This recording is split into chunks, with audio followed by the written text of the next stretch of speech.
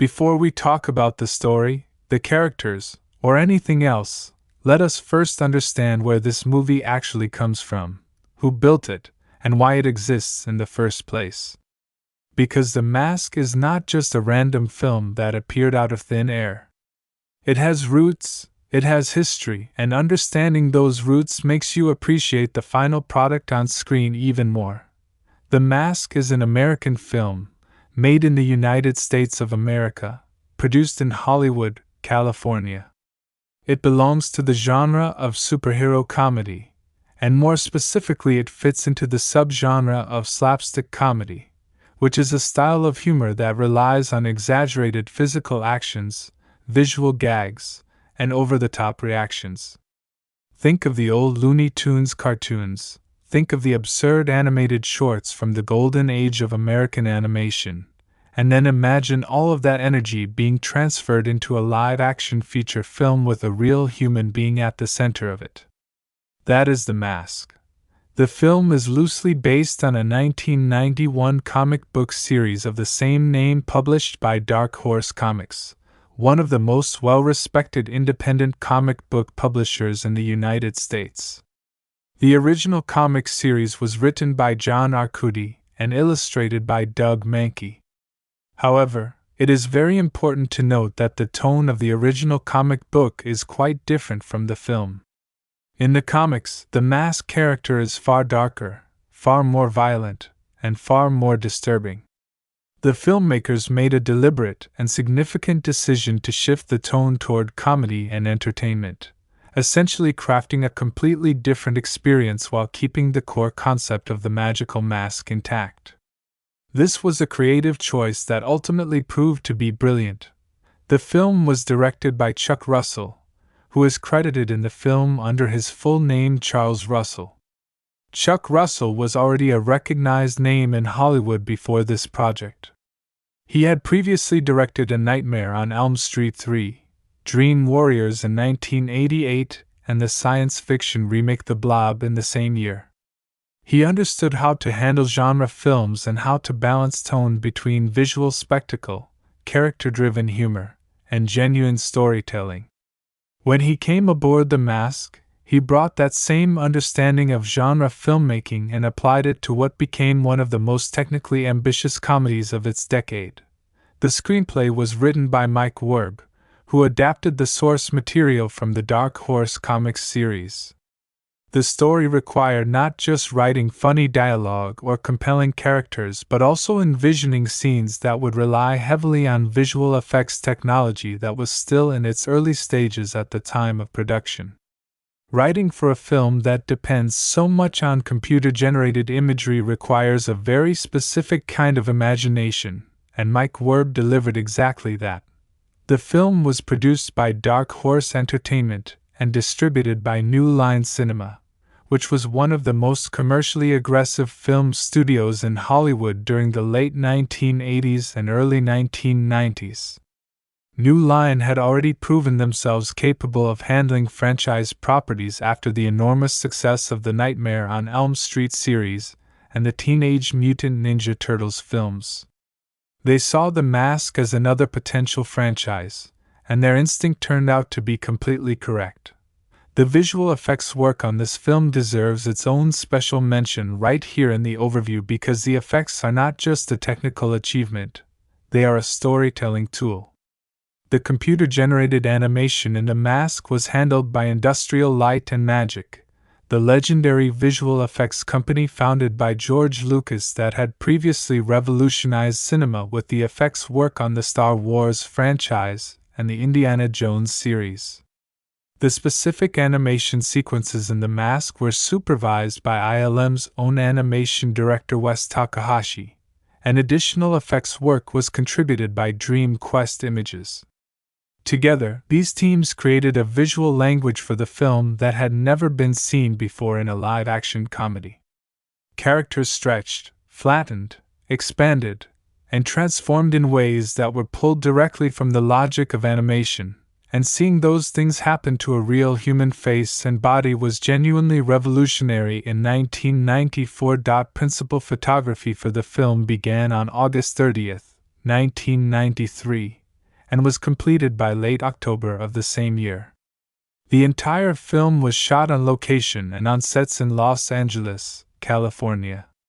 The post-production process, which included all of the extensive visual effects work, took several more months before the film was ready for its theatrical release.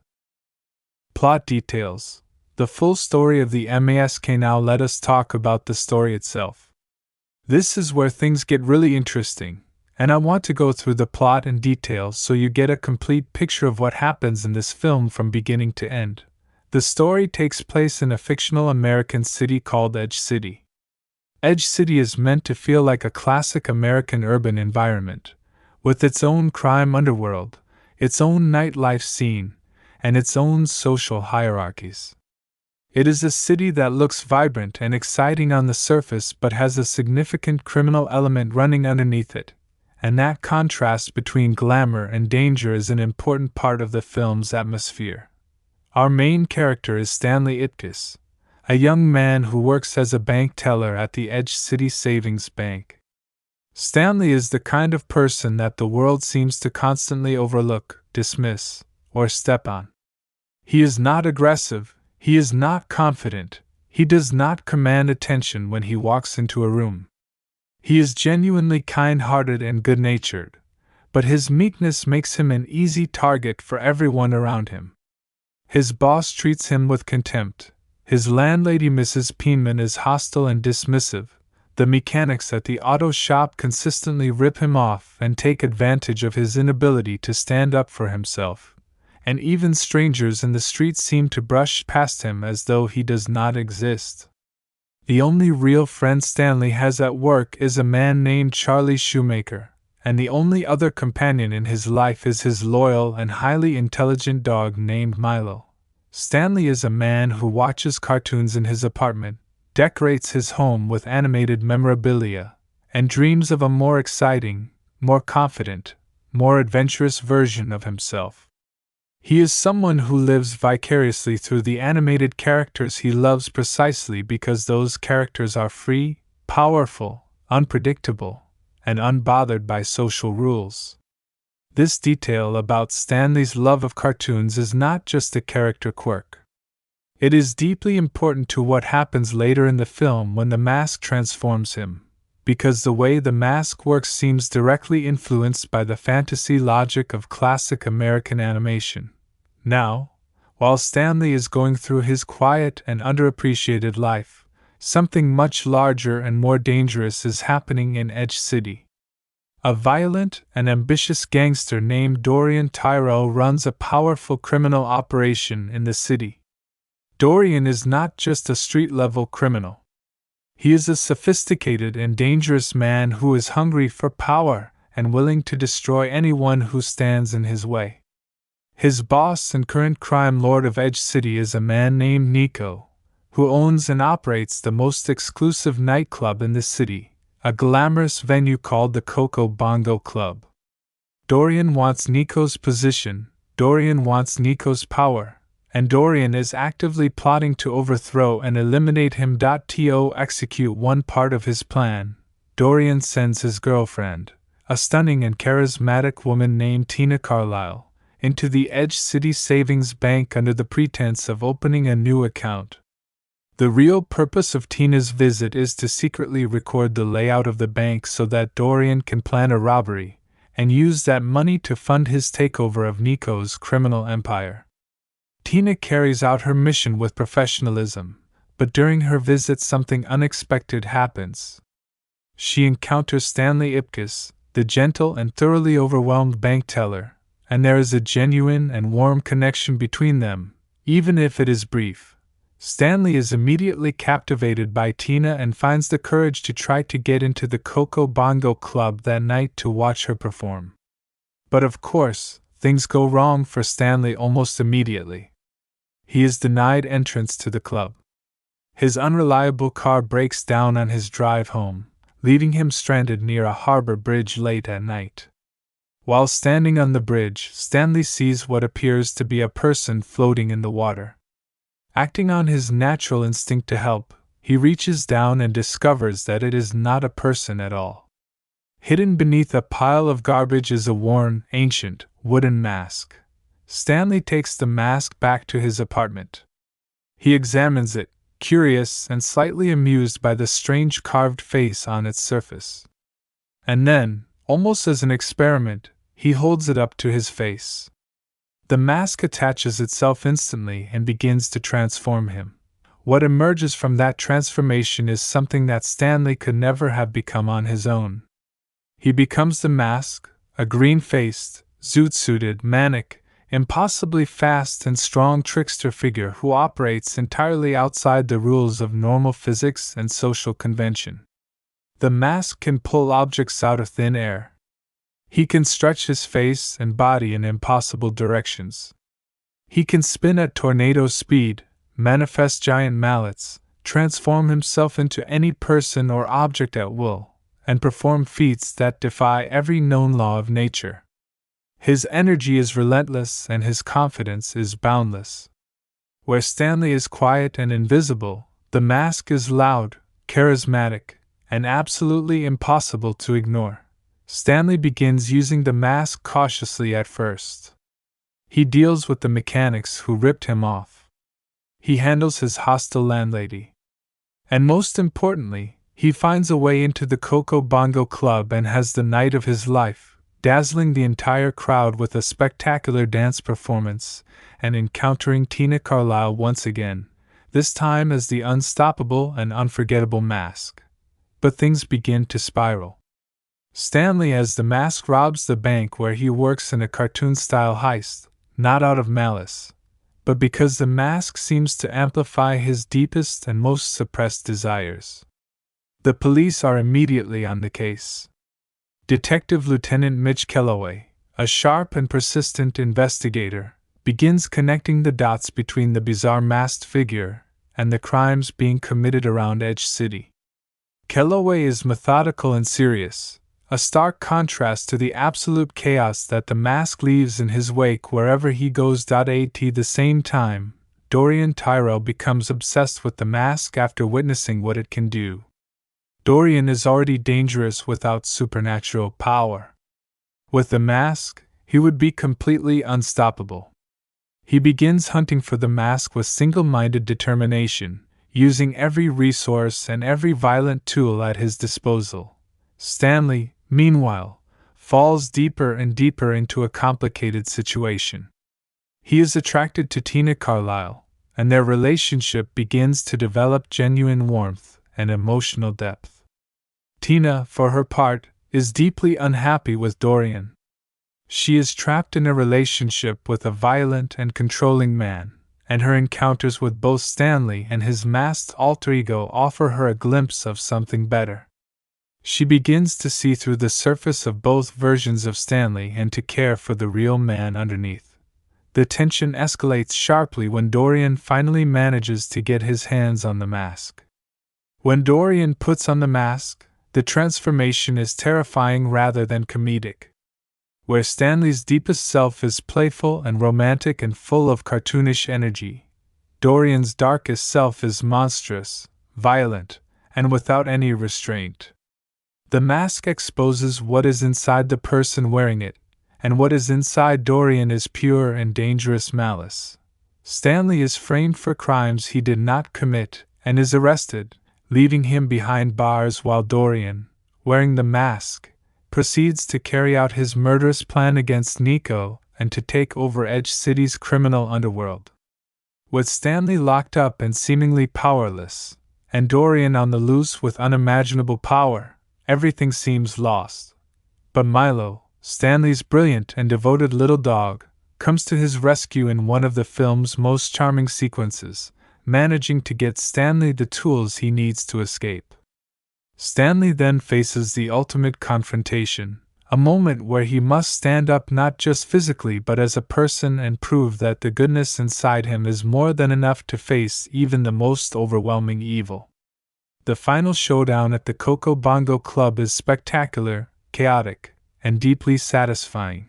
The film resolves with Dorian defeated, the mask disposed of in a way that suggests it will never stop causing trouble, and Stanley finally coming into his own, no longer needing the mask to be the best version of himself. His relationship with Tina is genuine and full of real promise. And in the film's memorable final moments, Milo the dog gets his own moment with the mask, providing one last perfectly timed comedic beat that sends the audience home smiling. Cast, the people who brought this film to life. Now let us talk about the cast, because no discussion of The Mask is complete without spending serious time on the remarkable group of performers who populated this film. Jim Carrey plays Stanley Ipkiss and The Mask. This was not Jim Carrey's first film role, but it was the film that truly cemented him as one of the most extraordinary physical comedians and screen performers of his generation. Carrey had been working in television on the sketch comedy series In Living Color before his film career took off, and in 1994 alone he appeared in 3 major films: Ace Ventura, Pet Detective, The Mask, and Dumb and Dumber.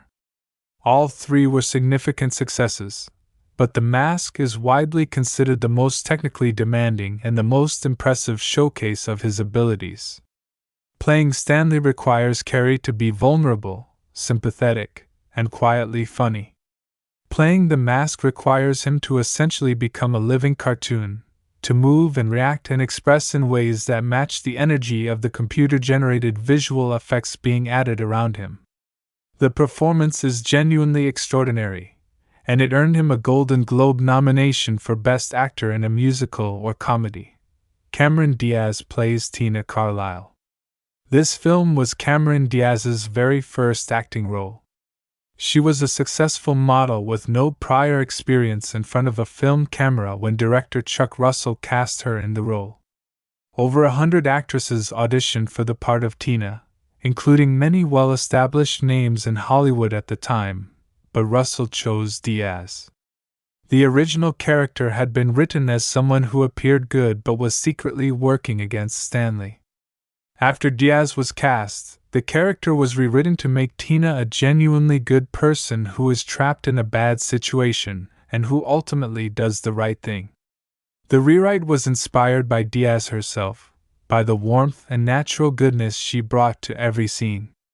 The film made her an overnight star, and critics immediately recognized her as a genuine and major talent.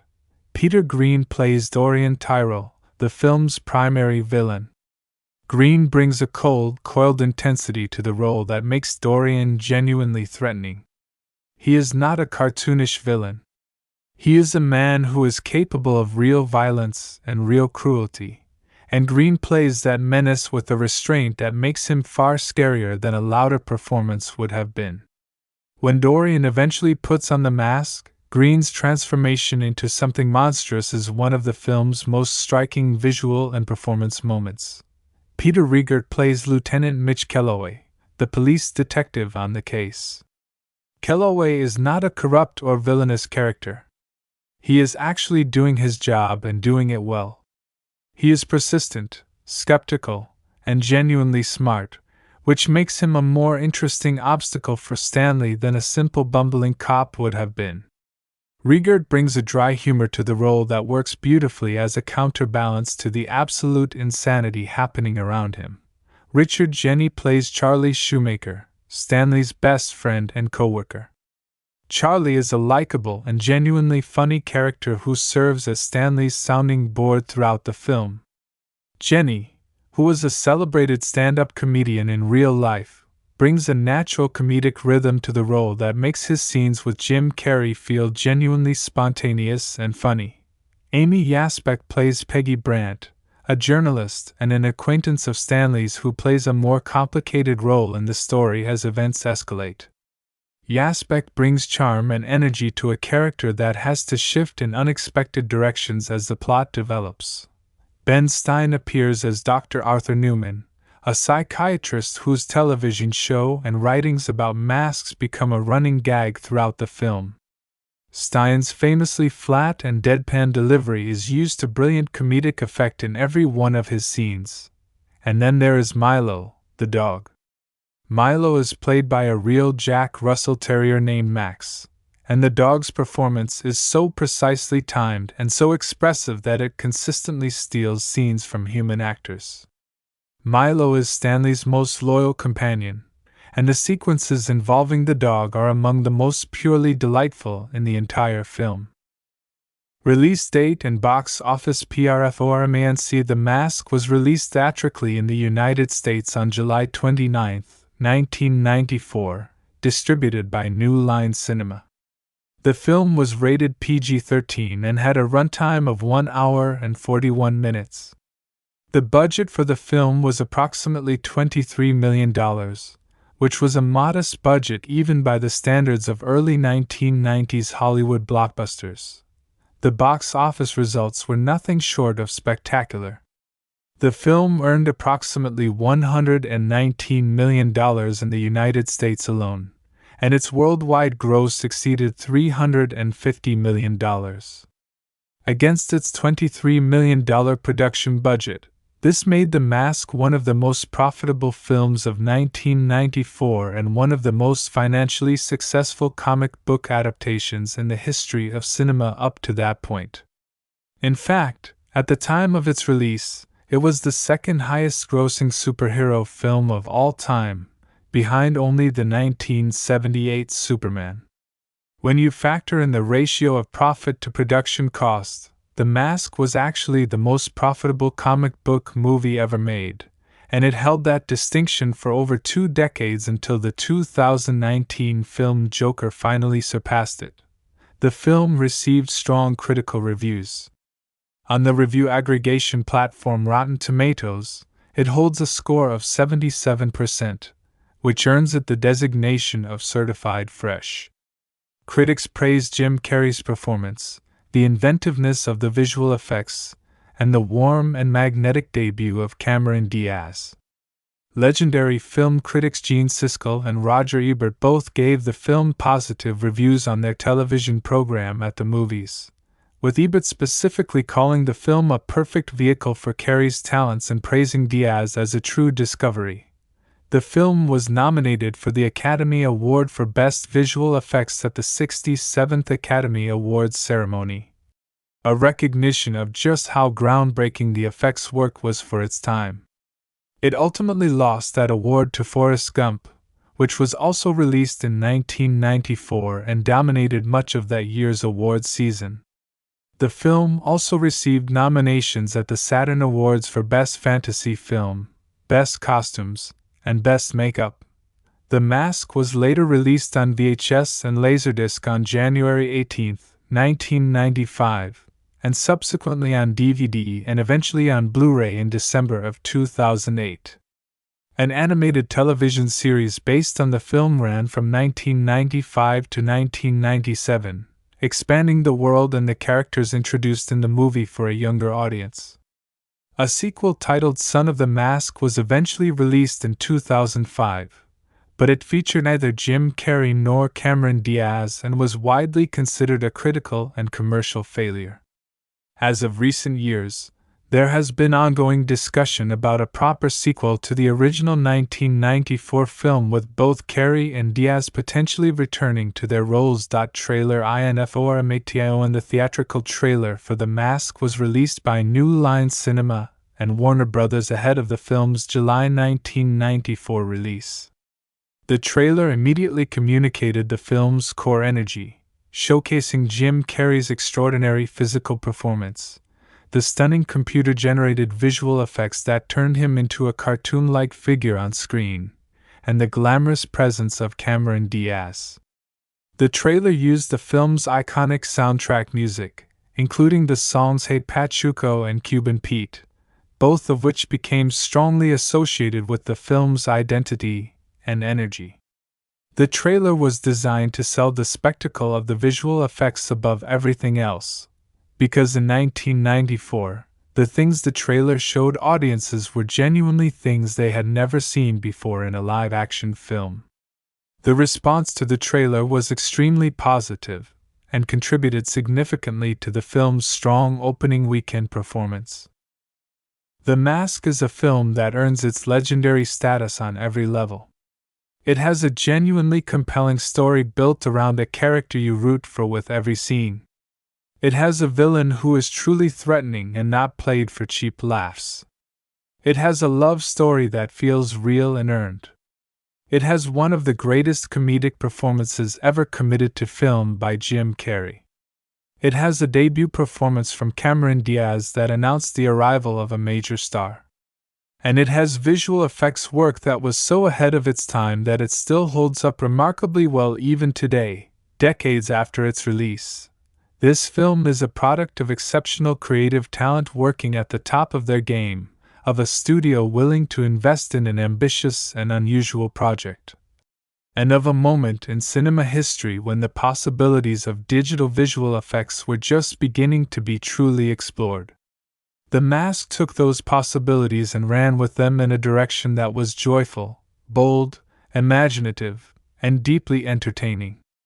It remains one of the defining films of the 1990s, and it deserves every bit of the admiration and affection it continues to receive from audiences and critics around the world.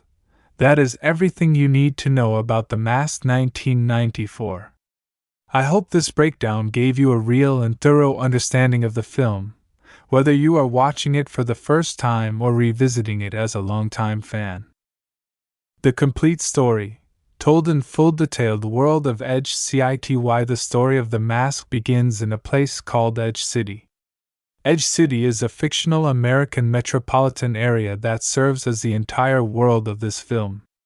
It is a city that feels alive and layered, with gleaming buildings and busy streets on one hand, and a dark and dangerous criminal underworld operating just beneath the surface on the other. It is a city of contrasts. There are wealthy and powerful people who control the nightlife and the criminal economy. There are working-class people just trying to get through their days, and there are those who fall somewhere in between, invisible to the world around them, quietly suffering through lives that never seem to go the way they hoped. Edge City is not just a backdrop for the story. It is an environment that reflects the themes of the film, a place where glamour and danger coexist, where the powerful prey on the weak, and where one extraordinary and magical event is about to turn everything completely upside down. It is in this city, on an otherwise ordinary day, that we first meet the man at the heart of our story. Stanley Ipkiss. The man the world forgot. Stanley Ipkiss is a young man working as a bank teller at the Edge City Savings Bank. From the very first moment we meet him, it is absolutely clear that Stanley is someone the universe has decided to treat as a doormat. He is not a bad person. He is not lazy, cruel, or selfish. In fact, Stanley is one of the genuinely good-hearted people in the world, someone who is kind by nature, who cares about others, and who would never intentionally hurt anyone. But goodness without confidence, in a world that rewards assertiveness and punishes vulnerability, is not enough to protect a person from being consistently overlooked and taken advantage of. And Stanley is taken advantage of constantly. At work, his boss treats him with barely disguised contempt. His coworkers do not take him seriously. His landlady, a deeply unpleasant woman named Mrs. Penman, is hostile and dismissive every time she encounters him, treating him less like a tenant and more like an inconvenience she has to tolerate. The auto mechanics at the local garage have been ripping Stanley off for as long as he has been bringing his car in, charging him for work they never actually do and replacing parts that did not need replacing, knowing full well that Stanley lacks the backbone to call them out on it. Strangers on the street bump into him and walk past without a word of apology. The world at large treats Stanley Ipkiss as though he is barely there. Inside his apartment, however, Stanley has built himself a small refuge. His walls are decorated with memorabilia from classic American cartoons. He loves animated films and cartoon characters with genuine enthusiasm, not as a childish quirk but because those animated worlds make sense to him in a way that the real world does not. In cartoons, characters who are funny and energetic and full of life get to win. Characters who are kind-hearted eventually triumph over the mean and the powerful. Physics does not limit what a person can do if they are clever and creative enough. Stanley watches those cartoons and sees a world that is better than the one he lives in, a world where someone like him could actually matter. The one living creature who has never once made Stanley feel small or invisible is his dog, Milo. Milo is a Jack Russell Terrier, compact and energetic and almost unnervingly intelligent for a dog. Milo loves Stanley with the uncomplicated and total loyalty that only dogs are capable of, and Stanley loves him back with equal intensity. In many ways, Milo is Stanley's most honest relationship.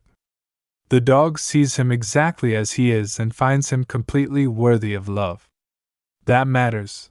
Stanley also has one friend at work, a man named Charlie Shoemaker. Charlie is warm, funny, and reasonably loyal, though he is not without his own flaws. He can be self-interested at times and his advice is not always the most reliable, but he is genuinely fond of Stanley and their friendship is real. In a life that offers Stanley very little in the way of social connection, Charlie represents something valuable. This is Stanley Ipkiss on the day our story begins. A good man living a small life, perpetually beaten down by a world that has decided his gentleness is a weakness to be exploited rather than a quality to be respected. He is waiting, without even fully knowing it, for something to change. Dorian Tyrrell. Darkness at the top. While Stanley Ipkiss is struggling through the invisible lower rungs of Edge City's social ladder, on the complete opposite end of the spectrum sits a man named Dorian Tyrrell. Dorian is a high-ranking figure in Edge City's organized crime world, sophisticated in his presentation but deeply dangerous in his nature. He dresses well, he speaks well, and he moves through the city's nightlife with the kind of ease that comes from having money, power, and an absolute willingness to use violence whenever he decides it is necessary. Dorian runs his criminal operations from a position of influence, but he is not yet at the top. The crime lord of Edge City is a man named Nico, and Dorian works under him, at least officially. In reality, Dorian has been quietly building his own base of power and resources, biding his time, and plotting with cold patience to overthrow Nico and take everything he has. Nico owns the Coco Bongo Club, the most glamorous and exclusive nightclub in all of Edge City, and that club represents not just money but status, visibility, and control. Whoever runs the Coco Bongo runs the social heart of the city.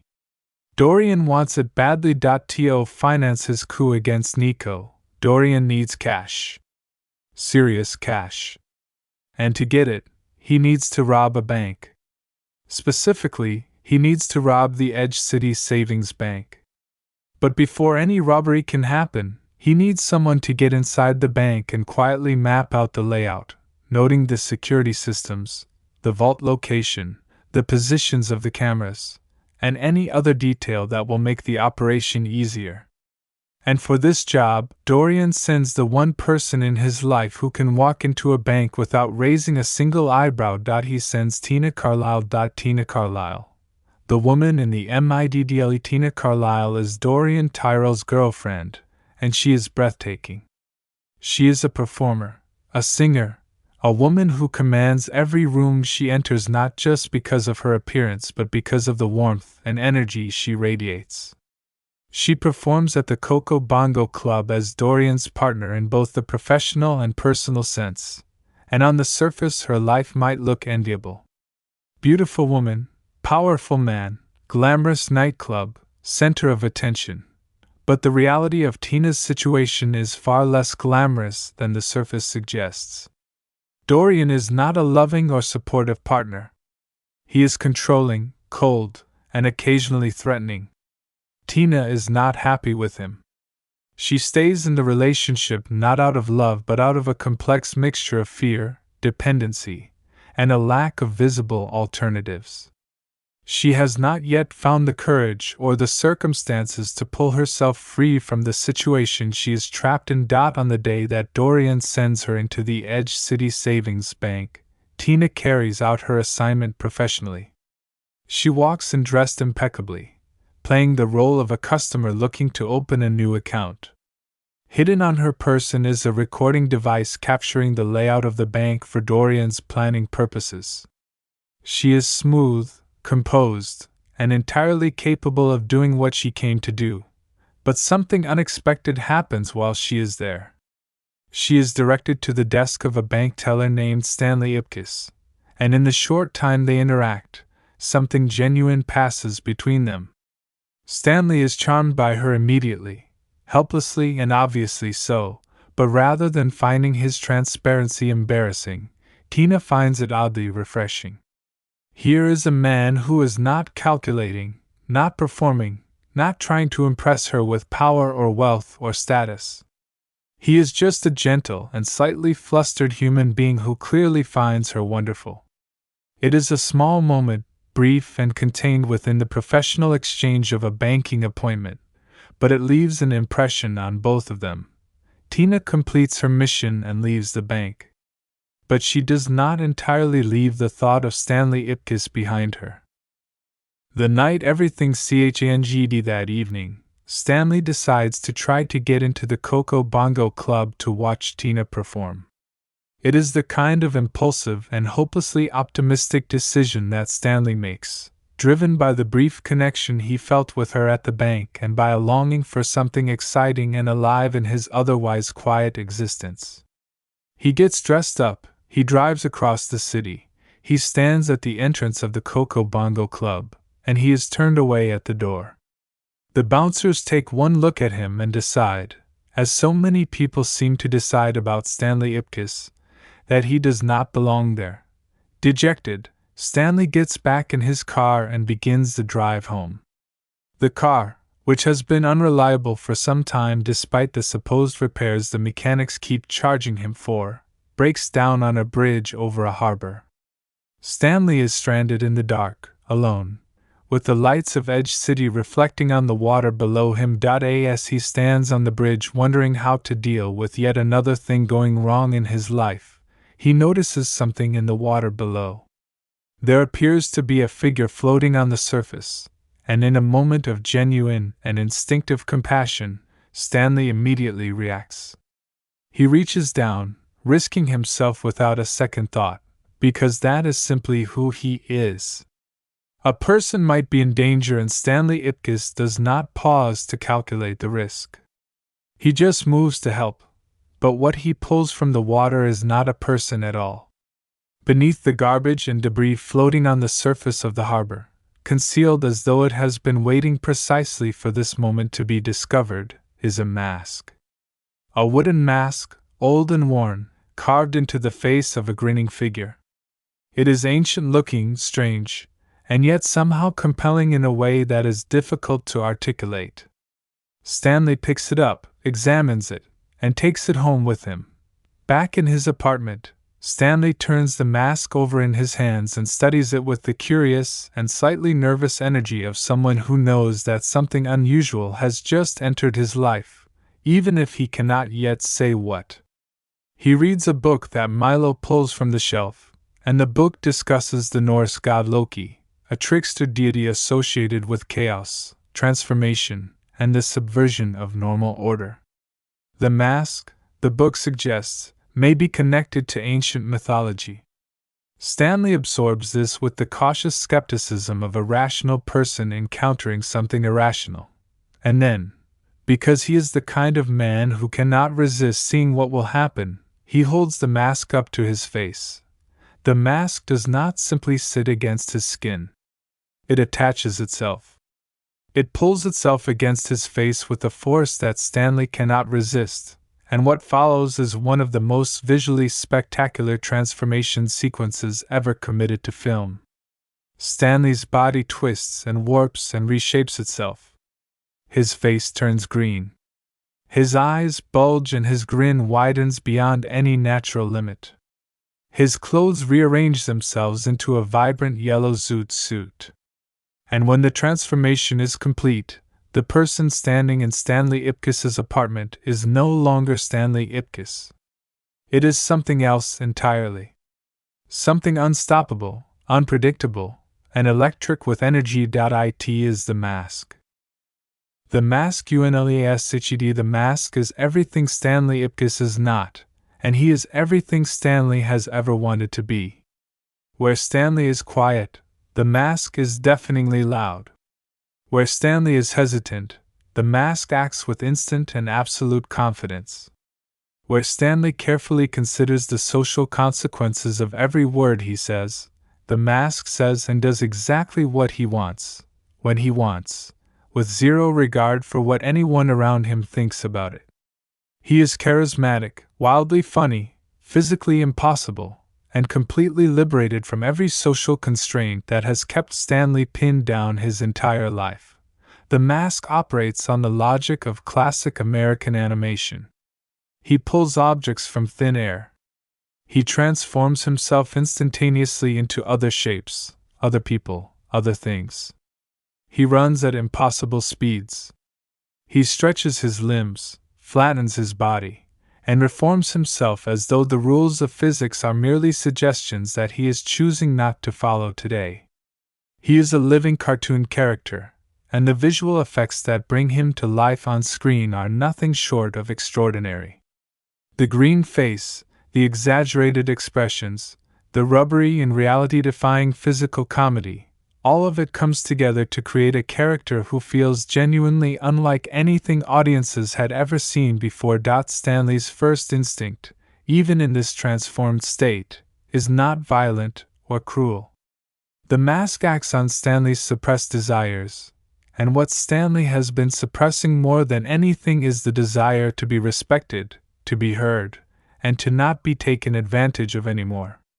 His first significant action as the mask involves the mechanics who have been cheating him.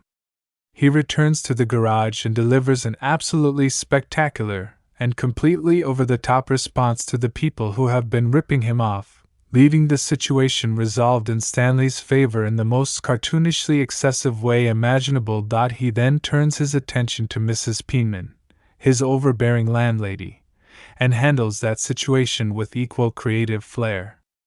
The message being delivered in both of these early scenes is clear. The mask takes the things that have been frustrating and diminishing Stanley and resolves them with the kind of explosive confidence that Stanley has always lacked. He is a pressure valve releasing years of accumulated social frustration in the most spectacular way possible. But the mask is not content with simply settling old scores. He has energy and appetite and an absolutely insatiable desire for adventure, and the next destination on his list is the Coco Bongo Club. The place that rejected Stanley at the door is about to experience the mask's version of a grand entrance. The night at the Coco Bongo, the mask arrives at the Coco Bongo Club and gets in without any difficulty whatsoever. This is a man who exists outside the normal rules of social interaction, and velvet ropes and bouncers are no more of an obstacle to him than traffic lights are to a tornado. Inside the club, he is immediately and completely in his element. The energy, the music, the dancing, the spectacle, all of it feeds the character's boundless enthusiasm for life and performance. And then he sees Tina Carlisle on stage. The connection that passed between Stanley and Tina in the bank earlier that day was real and warm but quiet. What happens between the mask and Tina at the Coco Bongo is something far more theatrical. The mask is incapable of quiet. He throws himself into the pursuit of Tina's attention with every ounce of theatrical energy he possesses, and the result is a sequence of pure cinematic joy. He dances with a precision and expressiveness that transcends normal human movement. He performs in ways that leave the entire crowd breathless. And Tina, who has spent so long surrounded by the cold calculation of Dorian Tyrell's world, is genuinely dazzled. The dance sequence between the mask and Tina is one of the most celebrated moments in the film. It is visually stunning, it is perfectly set to the music, and it communicates something important about both characters. For Tina, this green-faced, impossibly energetic stranger represents a kind of freedom she has not felt in a very long time. For the mask, or more accurately for Stanley underneath the mask, this is the moment of connection that he has been longing for his entire adult life, just expressed through the wildly amplified medium of the mask's personality rather than his own. Dorian witnesses this from across the club, and his reaction is not amusement. He is furious, cold, and intensely interested in the strange green-faced figure who has just walked into his world and made himself impossible to ignore. Dorian is a man who understands power, and what he sees in the mask is something very close to absolute power. He wants to know what it is. He wants to know how to get it. The bank and the investigation the night at the Coco Bongo is not the mask's only activity. Later the same evening, he turns his attention to the Edge City Savings Bank, the very institution where Stanley Ipkiss spends his working days being ignored and underestimated. The mask robs the bank with a sequence of theatrical flair that is more performance art than crime, pulling off the entire operation with the casual ease of someone who is genuinely having the time of his life rather than committing a serious felony. The morning after brings consequences. The city's police department is now dealing with a genuine mystery. The reports of the previous night's events describe a green-faced, yellow-suited figure who moves with physically impossible speed and capability, who robbed a bank with cartoon-style theatrics and who apparently cannot be caught by any conventional law enforcement means. The officer assigned to this increasingly bewildering case is Lieutenant Mitch Kellaway. Kellaway is a good detective. He is not the bumbling, easily fooled kind of law enforcement officer that comedies sometimes use as a contrast to their more charismatic protagonists. He is methodical, sharp, experienced, and persistent. He begins working the case systematically, gathering evidence, following leads, and connecting dots. His partner, Detective Doyle, is considerably less sharp than Kellaway and provides a degree of comic relief in their scenes together. But Kellaway himself is a credible and competent investigator who genuinely poses a threat to Stanley's secret. The evidence begins to accumulate in ways that point uncomfortably in Stanley's direction. Kellaway is not far behind, and the net around Stanley begins to tighten even as Stanley himself is only beginning to understand what he has stumbled into with the mask. Stanley and Tina. A real connection away from the chaos of the masked adventures. Something beautiful and genuine is developing between Stanley and Tina. Their paths cross again after the night at the Coco Bongo, and this time their interaction is not mediated by the mask or by the professional context of the bank. It is just two people talking, and what emerges is a real and warm connection. Tina is drawn to Stanley in a way that surprises her. He is not the kind of man she is accustomed to spending time with. He is not powerful or dangerous or calculating. He is gentle and funny in a self-deprecating way, and completely genuine in everything he says. He does not perform for her. He does not try to impress her with resources or status. He is just honestly himself, vulnerably and completely, in a way that very few people ever are. For a woman who has been surrounded by people whose every word and action is calculated for maximum strategic advantage, Stanley's sincerity is something close to miraculous. Tina begins to open up to Stanley in ways she has not opened up to anyone in a long time. She tells him things about herself, about her situation, about the life she is living and the unhappiness she feels within it.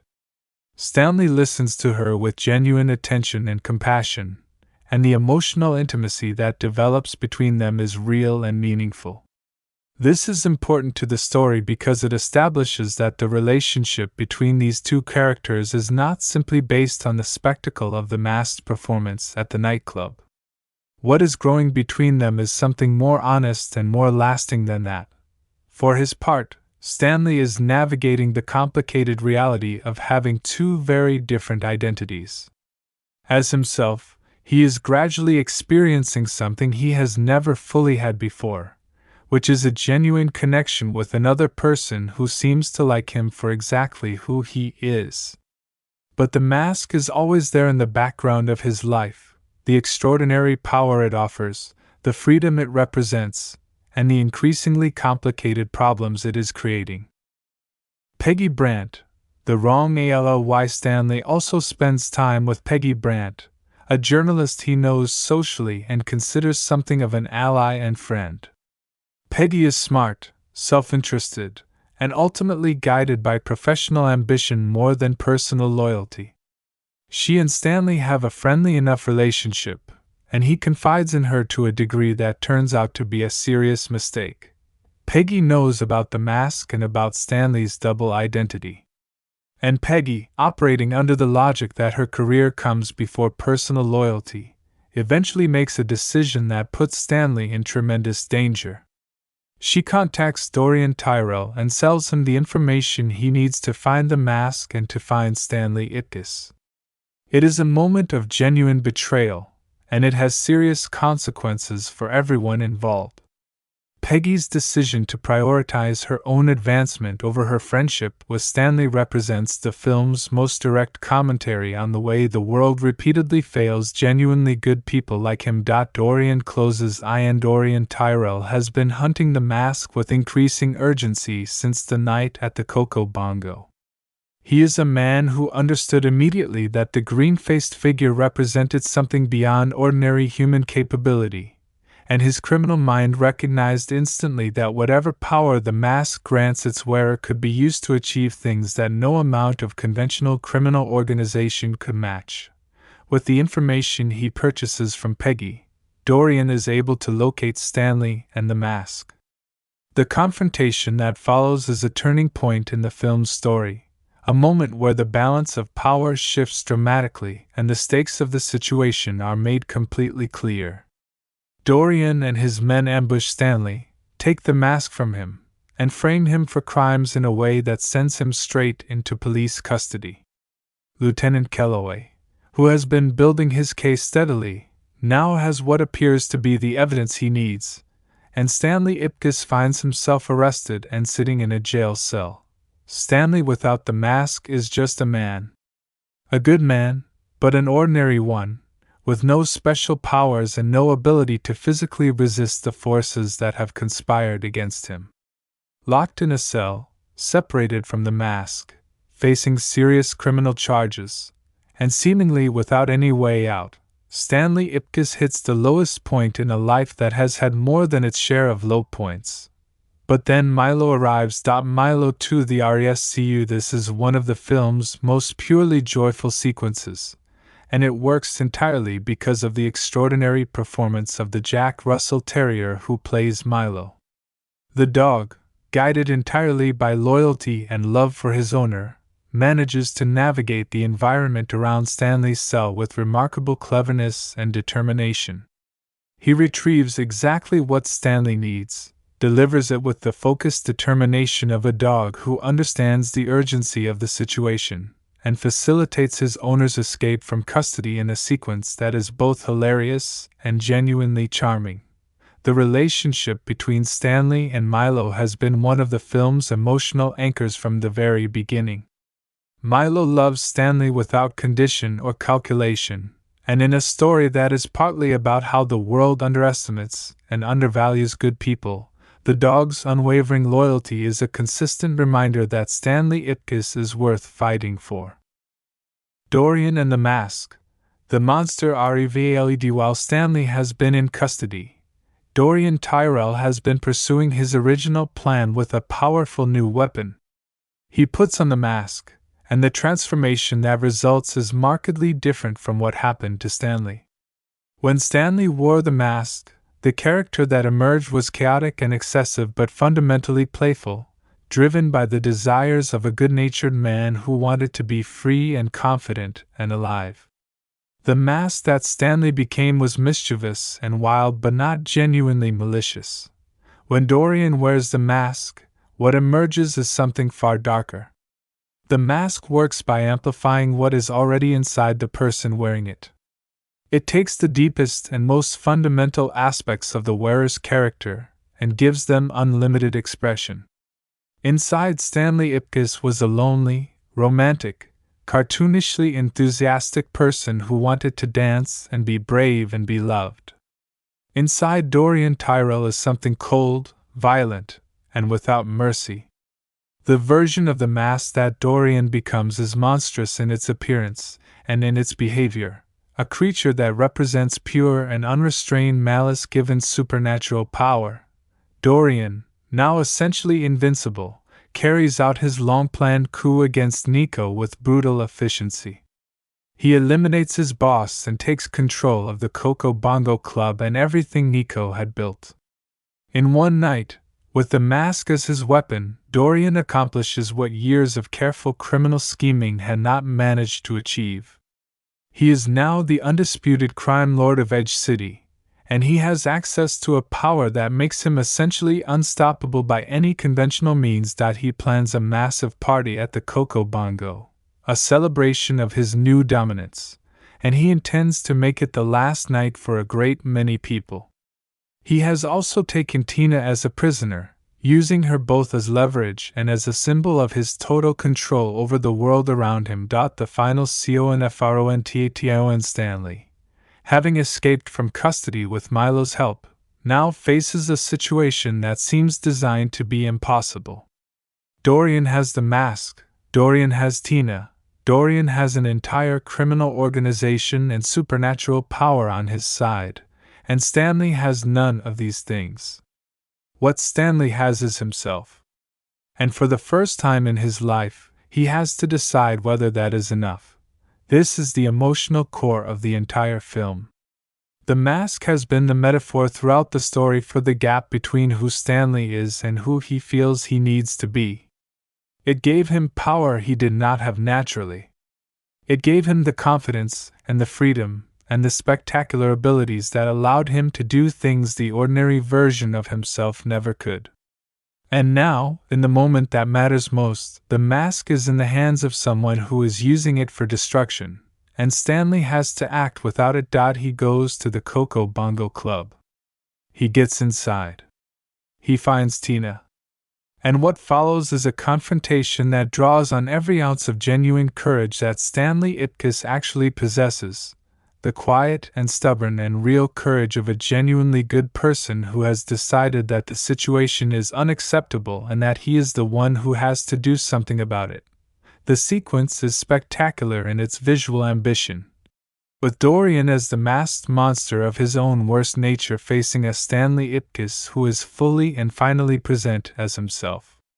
There are moments of terror, moments of brilliance, moments where Stanley's knowledge of cartoons and his own creative instincts come into play in ways that feel both absurd and entirely logical within the world of this film.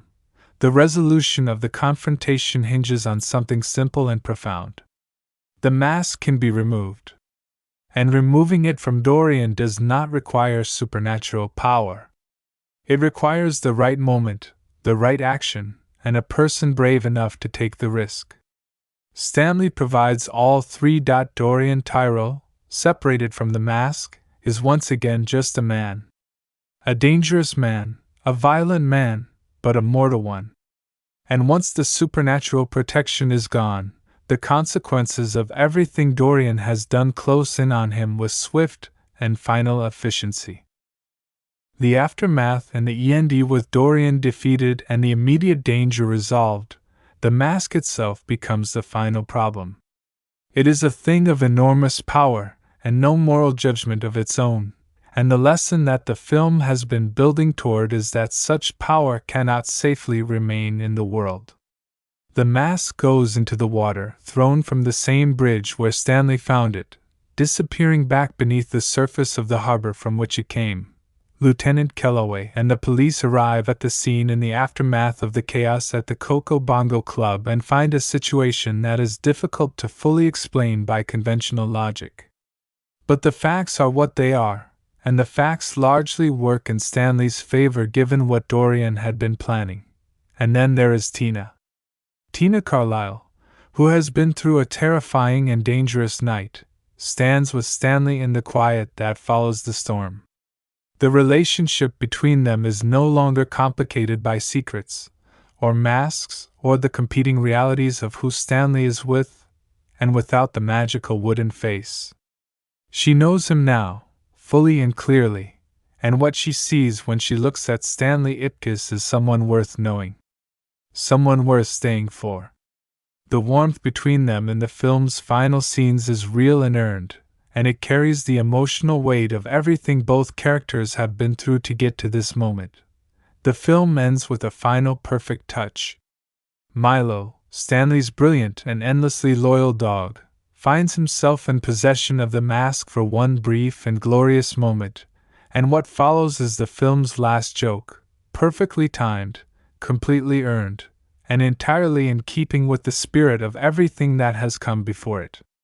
It is a note of pure delight, a reminder that after everything, after all the chaos and danger and heartbreak and triumph, this story is ultimately about joy. About finding the version of yourself that is free and alive and unafraid. And about discovering that the best version of yourself was inside you all along. That is the complete and full story of The Mask, one of the greatest and most inventive comedies ever produced in American cinema. A film about a good man, a magical object, a dangerous world, and the profound and lasting truth that who we really are is always more powerful than any mask we could ever put on.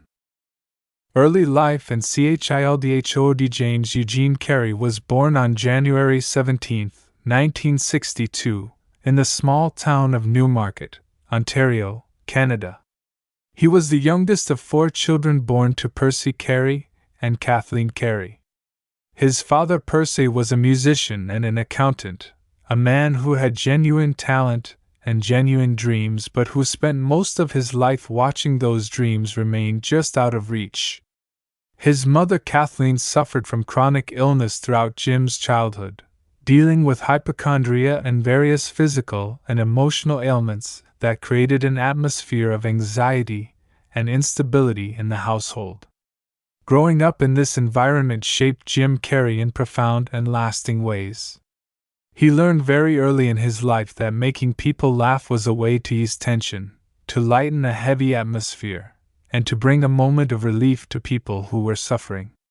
Humor was not just entertainment in the Carrey household. It was a survival tool. Jim showed his talent for making people laugh almost from the moment he could string words together. He was performing for his family, his neighbors, and anyone else who would pay attention from a very young age. He was the class clown at school without apology, the kid who would do anything to get a reaction from the people around him. His teachers were not always pleased about this, but his classmates loved him for it. More importantly, his family needed it.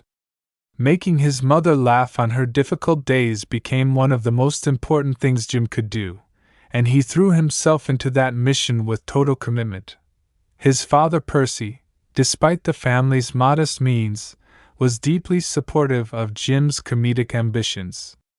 Percy recognized genuine talent in his youngest son and encouraged it rather than dismissing it as childishness or frivolity.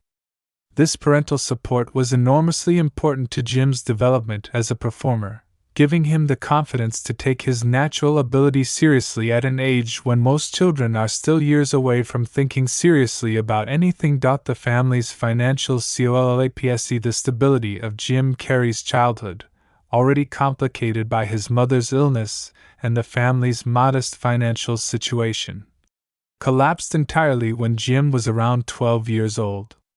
Percy Carey lost his job as an accountant, and the family fell into genuine and serious poverty. What followed was one of the most formative and difficult periods of Jim Carrey's entire life. The family could no longer afford their home, and they were forced to move into a Volkswagen camper van, essentially living on the road while Percy looked for work. Eventually, the family secured housing again, but the circumstances were dire. They lived in a working-class neighborhood and all 4 children, including Jim, took jobs at a local tire factory to help the family survive. Jim was 12 years old and working 8-hour shifts in a factory after school. This experience, of falling from a comfortable enough working-class existence into genuine poverty at such a young age, left a mark on Jim Carrey that he has spoken about throughout his career.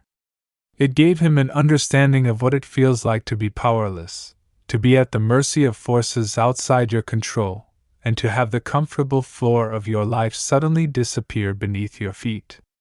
These experiences feed directly into his best performances, including his portrayal of Stanley Ipkiss in The Mask.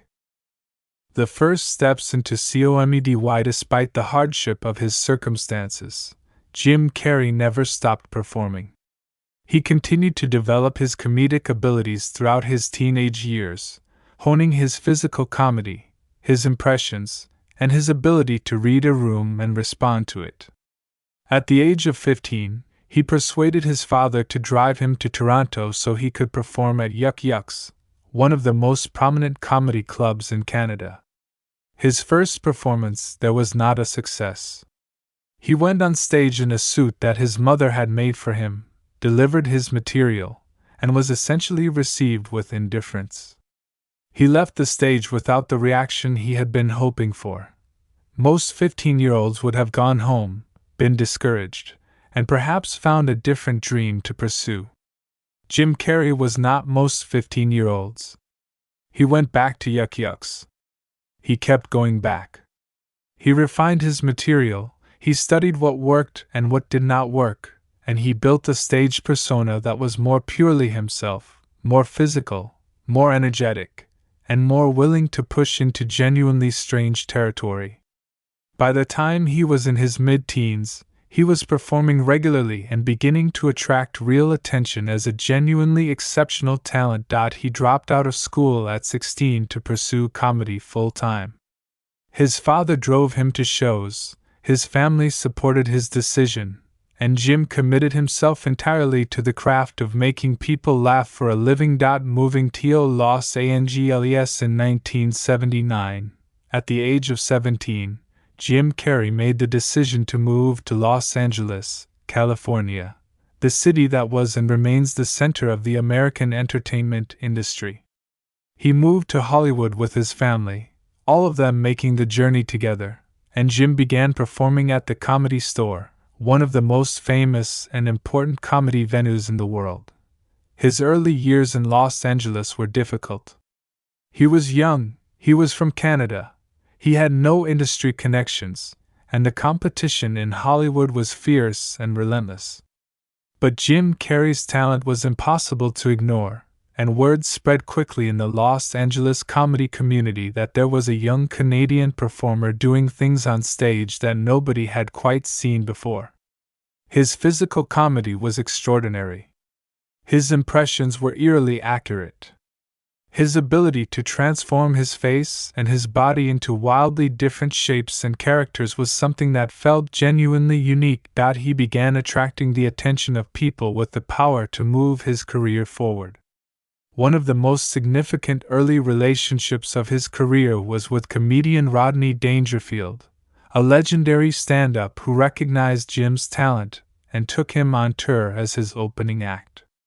Performing in front of large audiences while opening for an established star was an invaluable experience, exposing Jim to the rhythms and demands of performing at a professional level for crowds that had not specifically come to see him. He had to earn their attention every night, and he got very good at it. Early television and film work. Jim Carrey's television career began in earnest when he was cast as a regular on The Duck Factory, a short-lived sitcom that aired on NBC in 1984. The show was not a success and was canceled after one season, but it gave Jim his first sustained exposure to the process of making television and to the specific demands of performing in front of a camera rather than a live audience. His film career began in the early 1980s with small roles in various productions. His first significant film appearance was in the 1984 comedy Finders Keepers, and he appeared in several other films throughout the mid to late 1980s. These were not star-making roles. They were the kind of supporting and character parts that a young performer with talent but not yet a platform takes to keep working, to gain experience, and to remain visible in an industry where visibility is everything. Throughout this period, Jim Carrey was developing something that would become one of the most distinctive aspects of his screen persona: the ability to use his body as a completely elastic and expressive instrument. He studied physical comedians obsessively. He watched old films, studied the techniques of comedians who had built their work on physical expression rather than just verbal wit, and he pushed himself to expand the range of what his body and face could communicate. He also spent a great deal of time during this period sitting on a hilltop in Los Angeles, writing himself a check for $10 million for acting services rendered. Dated for Thanksgiving 1995. He carried that check in his wallet for years. This is not simply a motivational story. It reflects something essential about Jim Carrey's psychology: his absolute and unshakable belief in his own eventual success even during the years when that success seemed far away. In Living Color and the BRAKTHRUGH, the genuine breakthrough in Jim Carrey's career came in 1990 when he was cast as a regular on In Living Color, the groundbreaking sketch comedy series created by Keenen Ivory Wayans for the Fox network. In Living Color was one of the most important and influential television programs of its era, a show that pushed boundaries in terms of race, politics, humor, and performance energy in ways that network television had rarely seen before. Jim Carrey was the only white cast member in a predominantly black ensemble, and his position on the show required him to be extraordinary every single week to hold his own alongside an exceptionally talented group of performers. He rose to the challenge spectacularly. His characters on In Living Color were memorable, original, and physically demanding in ways that set him apart even within that talented ensemble. His ability to completely inhabit characters through physical transformation was on full display week after week, and the show gave him a massive national audience that had never seen him before. In Living Color ran for 5 seasons, and during that time Jim Carrey was building a profile that made Hollywood take him seriously as a leading man candidate. He was no longer just a comedy club performer or a supporting player in forgettable films. He was a nationally recognized talent with a loyal and enthusiastic fan base, and the film industry began to take notice. 1994, the year that changed everything. The year 1994 was Jim Carrey's year in a way that very few performers ever experience. He appeared in 3 major theatrical films in a single calendar year, and all 3 were significant commercial and critical successes. Ace Ventura: Pet Detective was released in February of 1994 and was a massive box office hit that immediately established him as a bankable film star.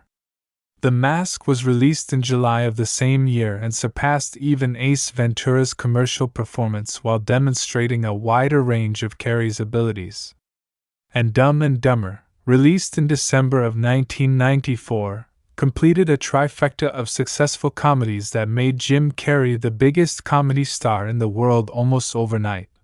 The Mask in particular was a watershed moment for his career because it required him to do things on screen that no other performer could have done. The role demanded not just comedic timing and physical expressiveness but a genuine ability to match and enhance computer-generated visual effects that were being invented essentially in real time around him. Jim Carrey had to perform the Mask sequences knowing that effects would be added in post-production, which means he had to create the energy and reality of those sequences without seeing what the finished product would look like. His instincts were perfect, and the collaboration between his performance and the effects team's work produced something genuinely unprecedented. His salary for The Mask was reportedly around $800,000. Shortly after its release and massive success, he negotiated a salary of $20 million for his next major film. He had essentially predicted exactly this outcome with the check he had been carrying in his wallet for years. The check was dated Thanksgiving 1995. He received his $20 million payday just before that date. Dramatic work and expanding horizons, having established himself as the most successful comedy performer in Hollywood, Jim Carrey began to actively seek out opportunities to demonstrate that his talent extended beyond comedy. In 1998, he starred in The Truman Show, directed by Peter Weir, playing a man who gradually discovers that his entire life has been a television show broadcast to the world without his knowledge. The performance was revelatory. It was tender, deeply human, and showed a capacity for genuine dramatic weight that surprised even those who had admired his comedic work. He received a Golden Globe for Best Actor in a Musical or Comedy for the role. In 1999, he delivered what many critics consider the finest performance of his career in Man on the Moon, the biographical film about the life of avant-garde comedian Andy Kaufman, directed by Milos Forman. Carrey did not simply play Kaufman. He became him, to a degree that was reportedly so complete and so psychologically immersive that it blurred the lines between performance and identity during production. He received another Golden Globe for this role and widespread critical acclaim. The documentary Jim and Andy, released years later, captured the extraordinary and sometimes disturbing depth of his immersion in the character. Other significant dramatic and comedic works followed throughout the 2000s and beyond. Eternal Sunshine of the Spotless Mind in 2004, directed by Michel Gondry, is widely considered one of the greatest films of its decade, and Jim Carrey's performance at its center is quietly devastating in its emotional honesty. The film demonstrated that the man who had once been defined entirely by his elastic face and boundless physical energy was capable of performances of extraordinary stillness and vulnerability. Jim Carrey has been married twice and has been in several significant long-term relationships. His first marriage was to Melissa Womer in 1987, and together they have a daughter named Jane Erin Carrey, born in 1987. The marriage ended in divorce in 1995. His second marriage was to actress Lauren Holly in 1996, but that marriage also ended in divorce. After less than a year together, he had a significant and well-publicized relationship with actress and model Jenny McCarthy, which lasted from 2005 to 2010. The relationship attracted considerable public attention, and the couple were one of the most discussed in Hollywood throughout its duration. He has spoken extensively and publicly about his struggles with depression throughout his life, including during the periods of his greatest professional success. His willingness to discuss mental health challenges openly has been admired by many, and has made him a significant voice in the ongoing public conversation about psychological well-being. He has also developed a serious interest in painting and visual art, creating works that have been exhibited and that reflect a deeply philosophical and personal artistic vision. Legcy Jim Carrey is one of the most gifted and versatile performers in the history of American cinema.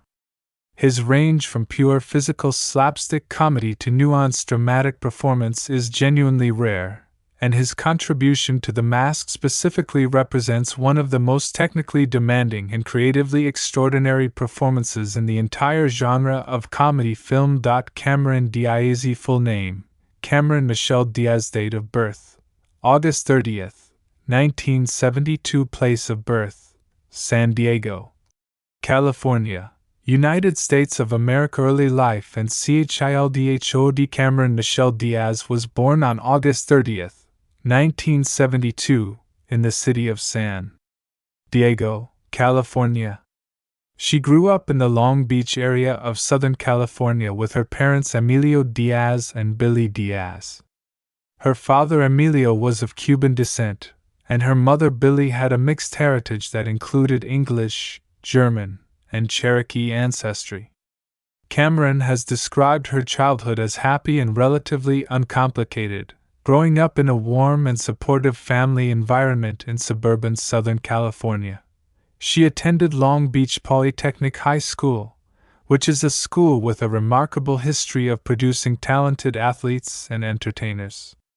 During her time there, she was known as an outgoing and socially confident young woman, the kind of person who moved easily through social circles and who attracted attention not just because of her striking physical appearance but because of a natural warmth and energy that people responded to instinctively. From a very young age, Cameron was tall, lean, and possessed of the kind of physical presence that modeling agencies look for. She had bright eyes, high cheekbones, a wide and expressive smile, and a natural ease in front of a camera that is extremely difficult to teach and virtually impossible to fake. These qualities were recognized by a professional photographer at a party when Cameron was just 16 years old. He introduced her to the elite modeling agency, and Cameron signed with them almost immediately. The modeling career Cameron Diaz's modeling career began when she was 16 and developed rapidly during her late teenage years and early 20s. She worked extensively throughout the United States and traveled internationally for assignments, shooting for major fashion brands and appearing in the pages of well-known fashion publications. Her look was versatile enough to work in multiple contexts, from high-fashion editorial spreads to commercial campaigns, and she built a solid and successful career as a model while still a teenager. The modeling world gave Cameron Diaz something beyond professional experience and financial independence. It gave her a deep familiarity with the process of working in front of a camera, with the demands of a professional photographic or film set, with the specific kind of attention and direction that a person receives when their physical appearance and movement are the product being captured. This familiarity would turn out to be invaluable when she transitioned into acting, even though she had no formal training as an actress. She traveled extensively for her modeling work, spending time in various countries and experiencing a breadth of the world that few people her age had access to. This exposure to different cultures, different ways of living, and different kinds of people contributed to the openness and genuine curiosity about life that characterizes her best screen performances. She was not a performer who had spent all her time in acting classes. She was someone who had actually been out in the world, moving through it with energy and appetite, and that quality translated directly to the screen. The accidental actress Cameron Diaz did not set out to become an actress. She was not pursuing roles, she was not studying acting, and she was not spending her time in Hollywood trying to get into films. She was a working model with an established career when, at the age of 20, she went to an audition for The Mask essentially as a lark, pushed by curiosity and by the encouragement of a costume director who had suggested her to director Chuck Russell. The audition process for the role of Tina Carlisle in The Mask was one of the most competitive in Hollywood at the time. Over 100 actresses tried out for the part, including many established and well-known names in the industry. Cameron Diaz, by any conventional measure, had no business being in that audition room. She was a model with no acting experience, no training, no credits, and no industry relationships. She was competing against women who had been working as professional actresses for years, and she got the part. Chuck Russell later explained that what he saw in Cameron Diaz's audition was something that could not be taught and could not be manufactured. She had a natural presence in front of the camera, an instinctive ability to be genuinely in the moment rather than performing being in the moment, and a warmth that immediately made audiences want to spend time with her on screen. These qualities are the foundation of great screen acting, and Cameron Diaz possessed them naturally from the very beginning. The original character of Tina had been written as someone who appeared sympathetic but was secretly working against Stanley. After Cameron was cast, the character was rewritten to make her genuinely good, a decision that was made precisely because the quality of goodness that Cameron brought to every scene made the original conception of the character feel wrong. This is a remarkable thing, that an actress in her very first role had such a strong and genuine presence that the writers reshaped the character around who she authentically was. The debut and immediate STRDO on The Mask was released on July 29, 1994, and Cameron Diaz became a star overnight. Critics who saw the film immediately identified her as an exceptional new talent, someone whose screen presence was so natural and so compelling that it was difficult to believe this was her first time in front of a film camera. Roger Ebert, one of the most respected film critics in the world, specifically praised her as a true discovery. The public responded with equal enthusiasm. The film's massive commercial success meant that Cameron Diaz was suddenly one of the most in-demand new faces in Hollywood. She had gone from model to movie star in a single film, and the industry recognized that what she had demonstrated in The Mask was not a fluke. She had genuine ability and genuine star power, and the opportunities that came her way after The Mask reflected that recognition. Building a major career following the success of The Mask, Cameron Diaz built one of the most commercially successful careers in Hollywood history over the following 2 decades. She appeared in an extraordinary range of films across multiple genres, demonstrating a versatility that went far beyond what her debut had suggested.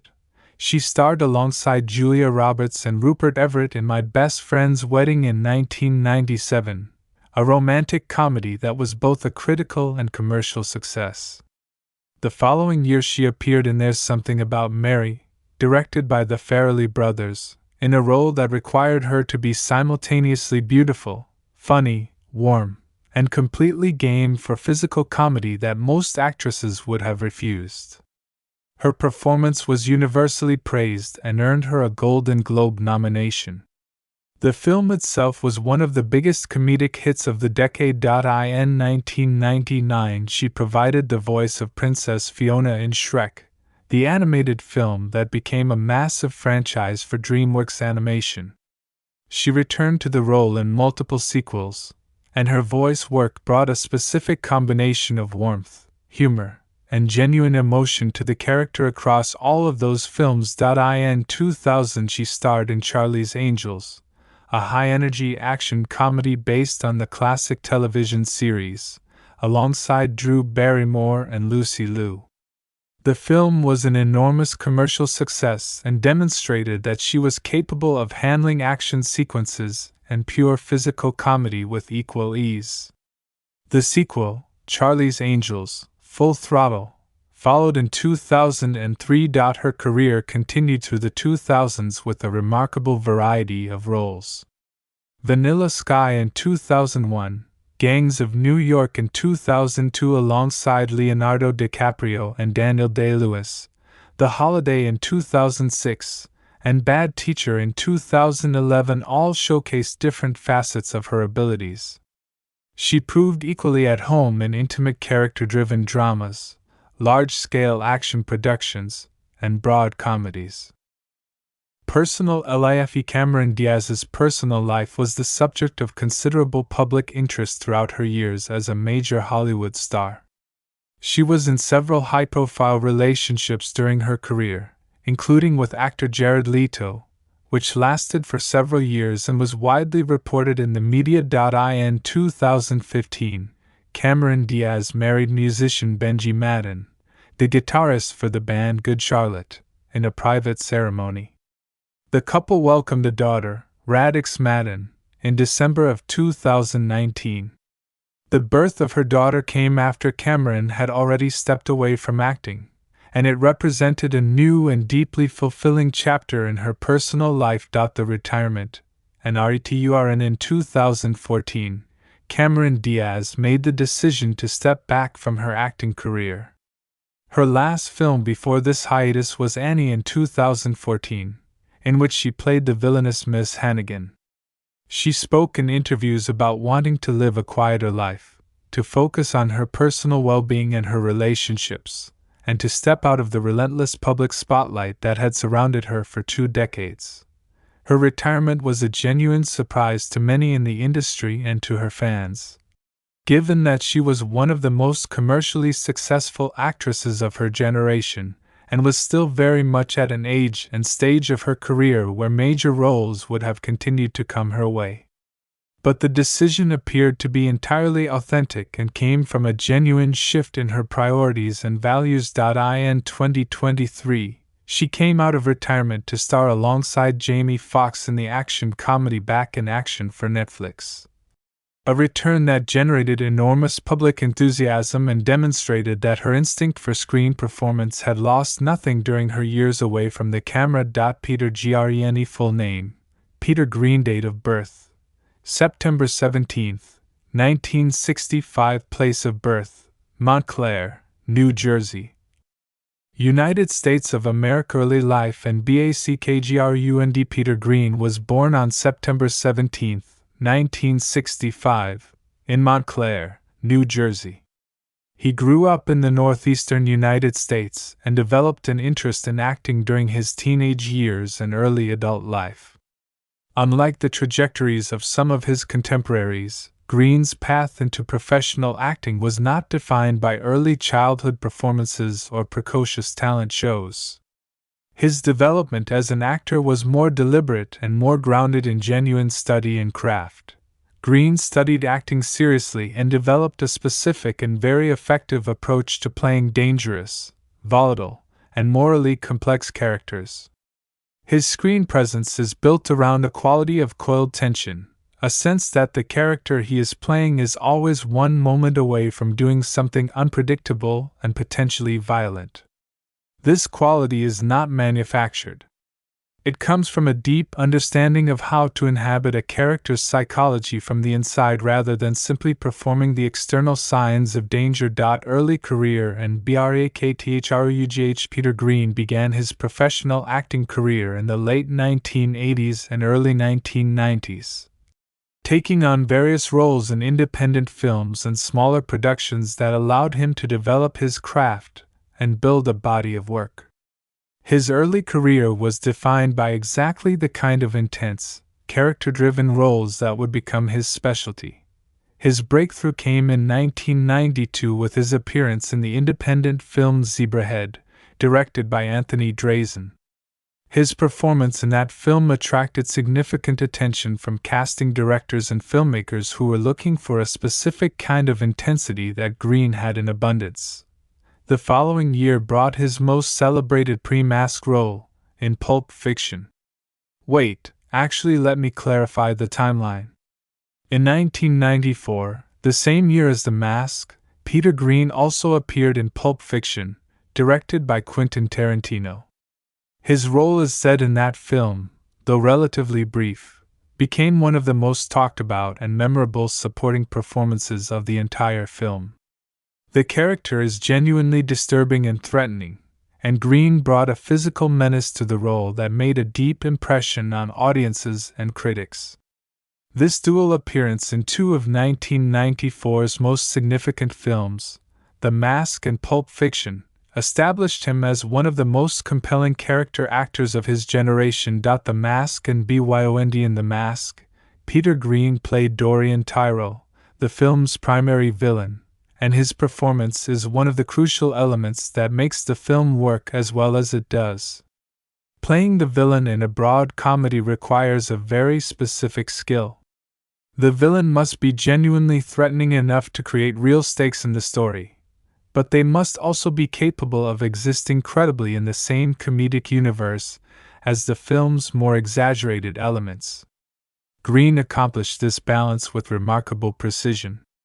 His Dorian Tyrell is cold, dangerous, and entirely believable as a serious criminal threat, which gives Jim Carrey's comedic performance a genuine dramatic counterweight.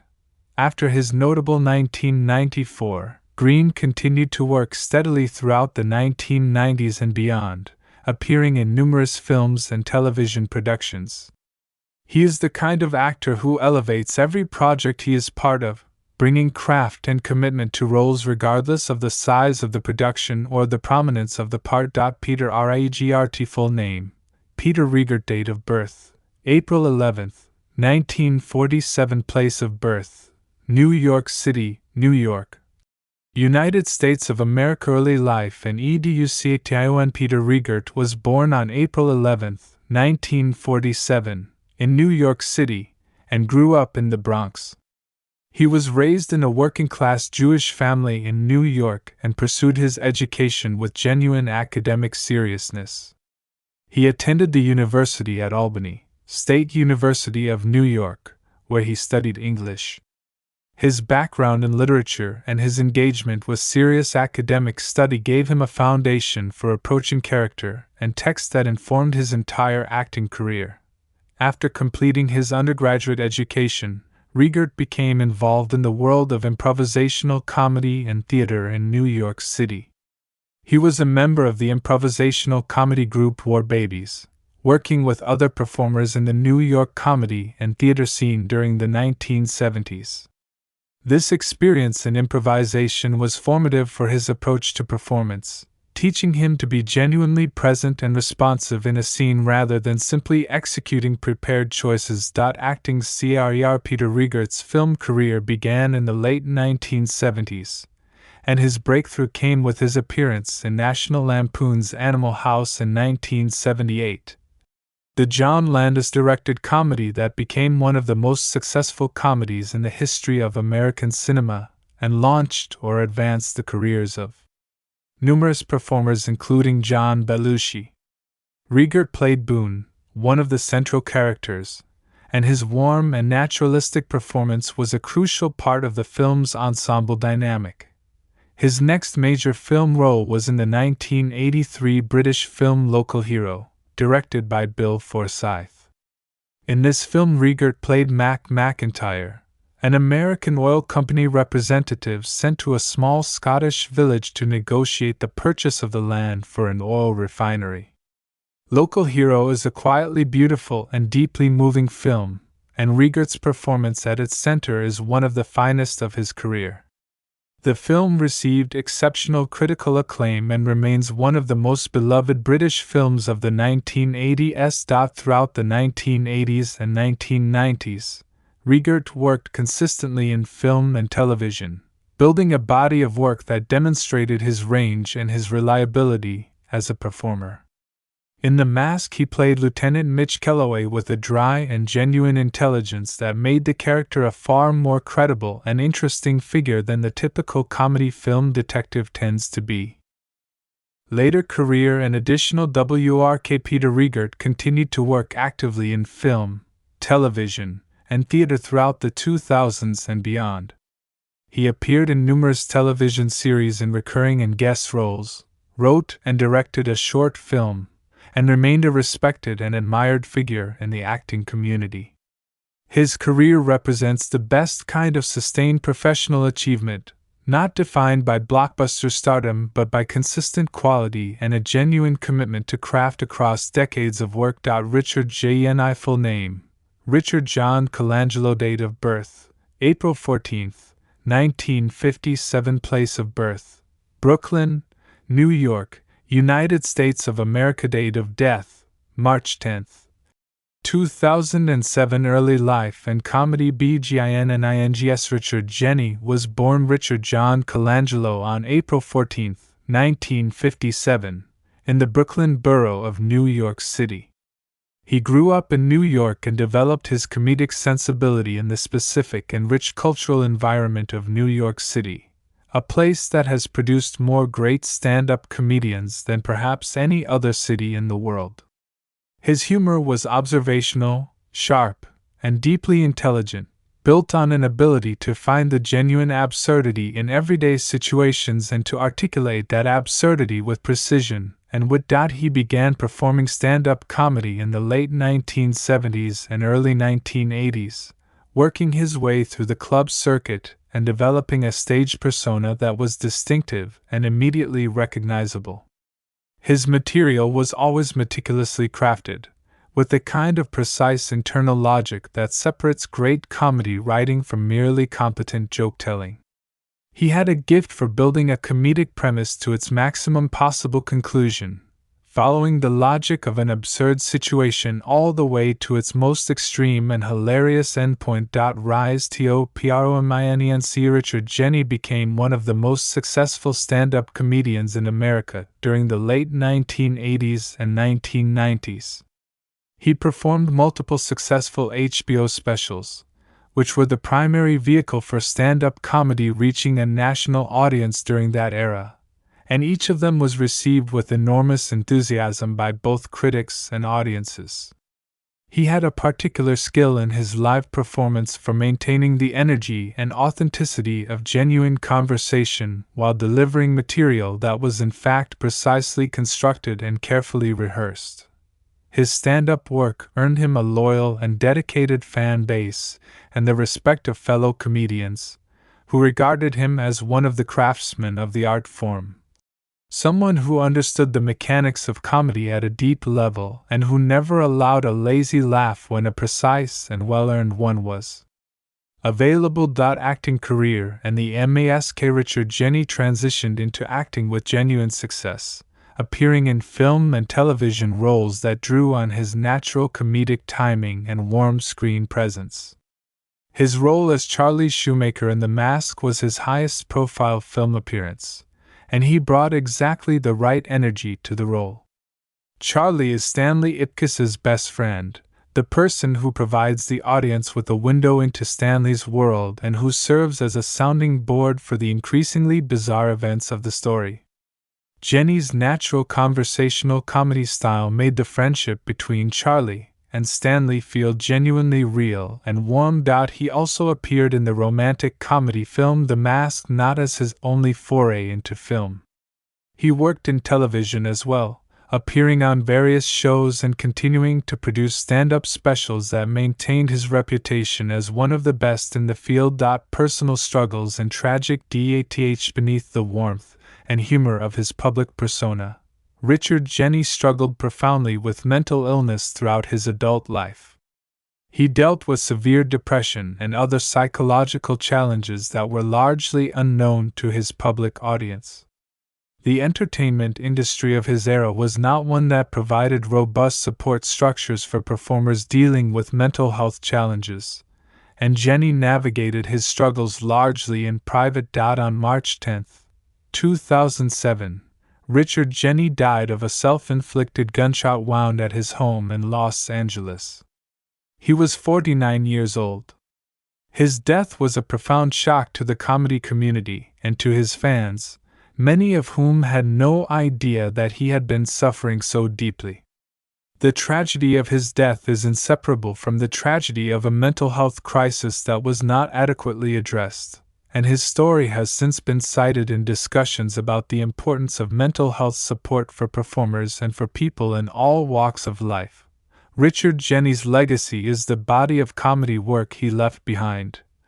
Hours of stand-up performance that remains as funny and as precisely crafted as it was when he first performed it.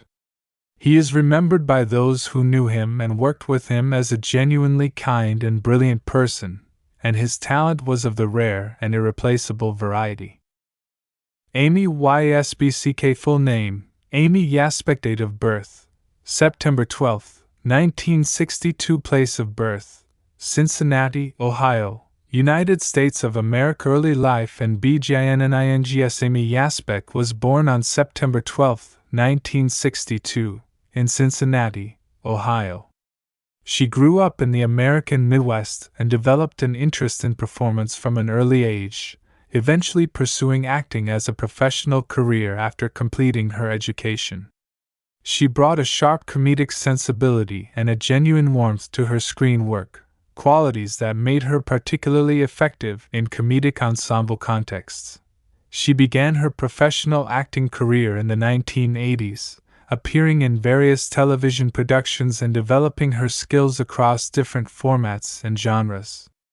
Her television work included appearances on popular series that gave her significant exposure and the opportunity to build a professional reputation in the industry. Film and television. Amy Yasbck became widely known to audiences through her role as Casey Chappell on the long-running situation comedy Wings, which aired on NBC from 1990 to 1997. The show was set at a small airport on Nantucket Island and featured an ensemble cast that worked together with exceptional comedic chemistry. Yazbek's recurring presence on the show was a significant part of her career during this period and exposed her to a large and devoted weekly television audience. Her film work included appearances in the Robin Hood, Men in Tights in 1993, directed by Mel Brooks, a broad comedy parody that gave her opportunities to demonstrate her comedic abilities in an ensemble of very funny performers.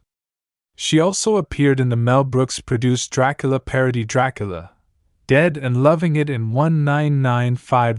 In The Mask, she played Peggy Brandt, the journalist whose ultimate betrayal of Stanley Ipkiss is one of the film's significant dramatic plot points. Yazbek brought layers to a character who had to be sympathetic enough early in the film to make the betrayal land with genuine emotional weight when it arrived. Personal life and tragedy. Amy Yazbek married actor John Ritter in 1999. John Ritter was one of the most beloved television actors in America, best known for his role as Jack Tripper on the enormously popular sitcom Three's Company, and later for his role in 8 Simple Rules for Dating My Teenage Daughter. Their marriage was by all accounts a deeply happy one, and they had a daughter together, Stella Ritter, born in 1998. Before their marriage. In September of 2003, John Ritter collapsed on the set of 8 Simple Rules and was rushed to the hospital. He died that same day, September 11, 2003, from an aortic dissection, a catastrophic tear in the body's main artery. He was 54 years old. His death was sudden, completely unexpected, and devastating to his family, his colleagues, and his millions of fans. Amy Yazbek was by his side at the hospital during his final hours. Following her husband's death, Amy Yazbek became an advocate for increased public awareness of aortic disease, working to promote education about the condition that took John Ritter's life in the hope that greater awareness might help save others. Her advocacy work in this area has been genuine and sustained, reflecting the depth of her loss and her commitment to giving that loss some larger meaning. Ben Stein. Full name: Benjamin Jeremy Stein. Date of birth: November 25, 1944. Place of birth: Washington, D.C., United States of America. Early life and extraordinary education. Ben Stein was born on November 25, 1944, in Washington, D.C., to a remarkably accomplished family. His father, Herbert Stein, served as the chairman of the Council of Economic Advisers under President Richard Nixon, making Ben Stein a child of genuinely significant Washington intellectual and political circles. Growing up in this environment exposed him from an early age to the world of ideas, politics, economics, and the specific culture of Washington's intellectual elite. Ben Stein attended Columbia University for his undergraduate education and then proceeded to Yale Law School, from which he graduated as valedictorian of his class. Graduating first in your class from Yale Law School is one of the most significant academic achievements available to a student in the American educational system, and it reflects a level of intellectual ability and disciplined study that places Stein among the most academically accomplished individuals to have pursued careers in entertainment. Career in writing and politics. After completing his legal education at Yale, Ben Stein pursued a career that defied easy categorization. He worked as a lawyer, as an economist, and as a speechwriter and lawyer in the Nixon and Ford administrations in Washington. His understanding of economics, law, and political processes was not theoretical but practical, built through direct involvement in the machinery of the United States federal government at the highest levels. He also began writing during this period, developing a parallel career as a journalist and columnist. He wrote for numerous publications and developed a reputation as a witty, opinionated, and intellectually rigorous commentator on American culture, politics, and economics. His writing voice was distinctive, combining genuine analytical intelligence with a dry and often self-deprecating sense of humor. The acting career and the iconic DADPN Ben Stein's entry into acting was largely accidental in its origins, but enormously successful in its execution. His distinctive speaking voice, which is flat, slow, and almost entirely devoid of the tonal variation that normally makes speech interesting to listen to, became one of the most recognizable comic instruments in American popular culture. He speaks as though he is simultaneously the most intelligent person in the room and the least concerned with whether anyone is paying attention to him, and this combination is genuinely and deeply funny. His most celebrated acting role came in the 1986 film Ferris Bueller's Day Off, directed by John Hughes, in which he played an economics teacher conducting a class in the most monotonously deadpan manner imaginable. The sequence in which he takes attendance, repeating Bueller, Bueller, Bueller in his utterly flat voice while the class sits in dead-eyed boredom around him, became one of the most quoted and referenced moments in American comedy film history. The joke works entirely because of the absolute commitment of Stein's performance to its own internal logic of total affectlessness. In The Mask, he played Dr. Arthur Newman, a psychiatrist whose television program and written work on masks and psychology becomes a running gag throughout the film. His appearances are brief but perfectly deployed, and his deadpan delivery provides a consistently reliable comic contrast to the explosive energy of everything else happening in the film. Broader career and controversies beyond his acting work, Ben Stein remained active as a writer, commentator, and television personality throughout the decades following his entry into the entertainment world. He hosted a game show called When Ben Stein's Money, which ran from 1997 to 2003 on the Comedy Central network, and which won multiple Emmy Awards. The show was built around the genuine breadth of his knowledge and his specific comedic persona. He has also been involved in various controversies throughout his career, particularly related to his views on evolution and economics, areas in which he has taken positions that have been sharply criticized by many in the scientific and economic communities. His intellectual legacy is genuinely complex, combining real achievement and genuine brilliance with positions that have attracted significant criticism. He remains one of the most distinctive and immediately recognizable character performers in American popular culture. A man whose voice and persona are so specific and so fully realized that they have achieved the status of genuine cultural icons. That is the complete and lengthy life history of every major actor who appeared in The Mask, 1994.